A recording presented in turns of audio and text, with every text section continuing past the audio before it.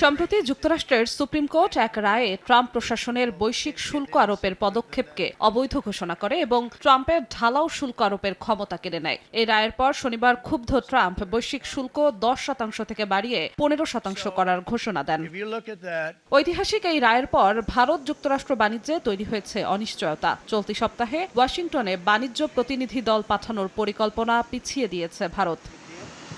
ভারতের বাণিজ্য মন্ত্রণালয়ের একটি সূত্রের বরাত দিয়ে বার্তা সংস্থা রয়টার্স জানায়, দুই দেশের কর্মকর্তাদের আলোচনার পর সফর স্থগিতের সিদ্ধান্ত নেওয়া হয়েছে। এখনও নতুন কোনো তারিখ নির্ধারণ করা হয়নি। মার্কিন সুপ্রিম কোর্টের রায় ঘিরে এশিয়ার দেশগুলো যেসব সুনির্দিষ্ট প্রতিক্রিয়া দেখিয়েছে তার একটি ভারতের এই পদক্ষেপ।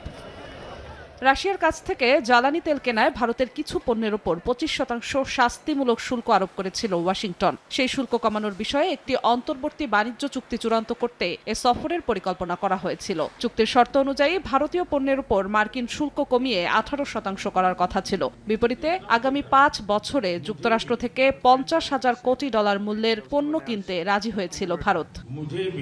জিনাতারা জশোয়া, সময় সংবাদ।